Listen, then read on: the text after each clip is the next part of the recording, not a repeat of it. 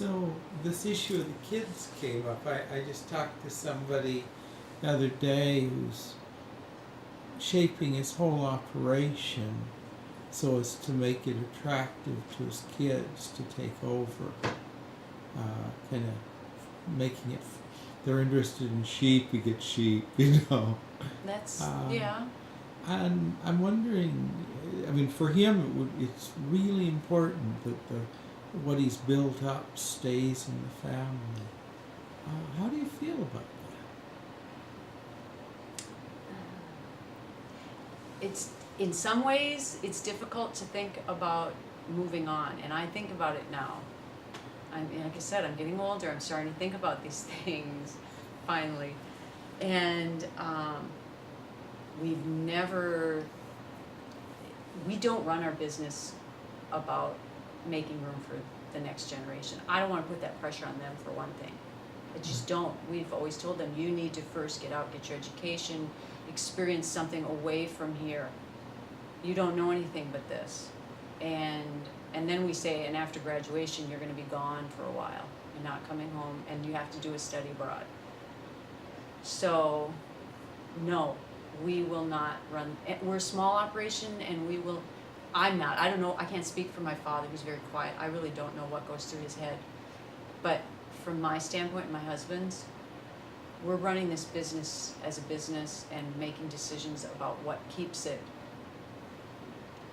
the most profitable and no, not doing anything based on emotions that way. Just trying to keep. But it is hard once in a while because I'm living in the home. My father built for my grandparents what the year I was born, and you know, my parents are over there in the house that I was born and raised in. And when we remodeled it the last time and took the wall down, I see my great aunt's names etched into the beams, and I think, oh my gosh, all these relatives who started here. And I feel that responsibility at some level, and then I pack it away and say, no, this is a business. I think when it gets too personal, then bad issues can start. When people feel this, have to keep this in the family, have to keep the next generation here, well, then there's some scary things that start happening, I think. There's just a lot of family issues, lots of pressure. That's my personal opinion. I don't know, I just don't want to do that. What's here is here. If it works, it works. Everything evolves. It will always change. I think at some point this will change. It will no longer be. So I'm not going to force something. I can only make decisions based on economics and what works. They do have their 4-H projects, though. We've made room for that. Yeah. So we have 5 pigs on the farm after 40 years. Wow. Because my last son decided he thinks cattle are awful. Pigs. He wants pigs, so we get to eat good pig, pork, and he gets to have pigs. Eat pretty well? Oh, yeah. The 4-H projects keep us well fed. Yeah. So I'm thinking about, in the million people or so likely watching this, who knows who's watching? People who don't have a life on a million who don't know me. Yes. But somebody out there might be pretty attracted by a bunch of what you say. I've known people who just, they want to do something physical, they want to do something with variety, they want to be in a beautiful place. Have they smelled the air out here? Yeah.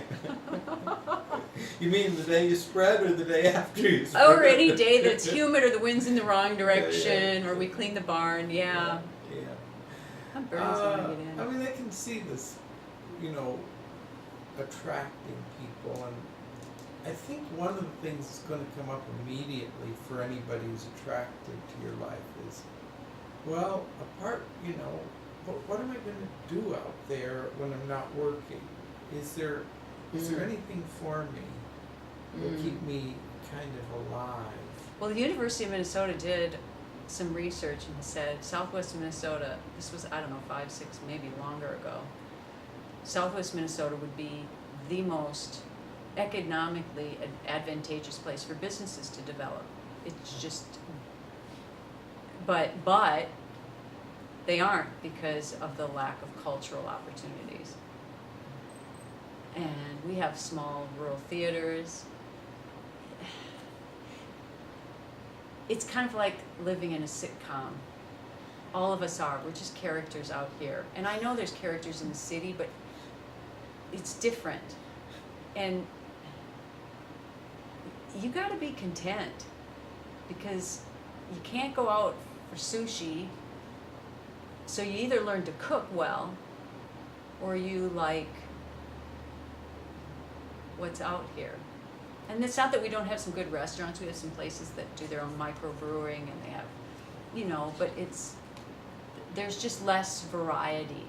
You just have to find it and appreciate what is here. There are things here, but it's not the same. It's a trade-off. There's huge trade-offs from the city life to here, both directions.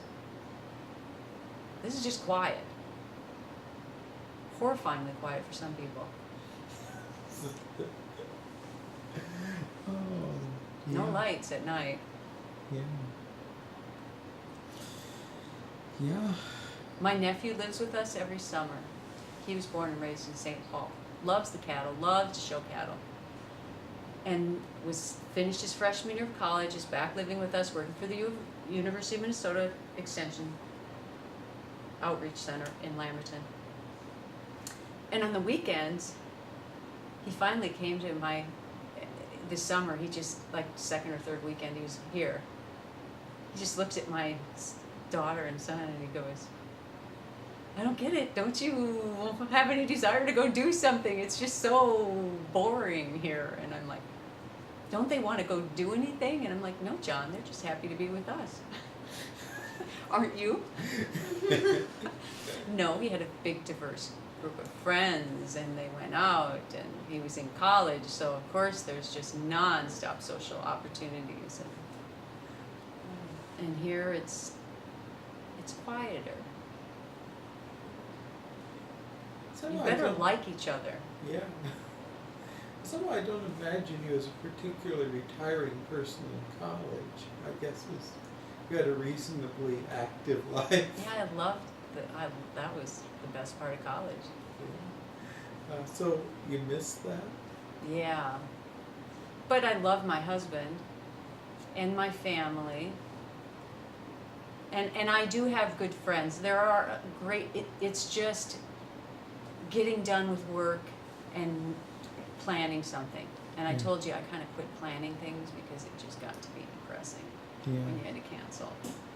But there are times, I have to say, there are times I'm extremely content where we have people coming, and Harvest was a wonderful time because it was social and we did it with another family. And that made that very, very, very difficult time of the year because of the hours. You know, it just gave it that fun thing because you were working with other people and it was very social. But yeah, it's a trade-off. You just have to, at some point. I watch a lot of movies, foreign films. Just escape to go somewhere else, another time, another place.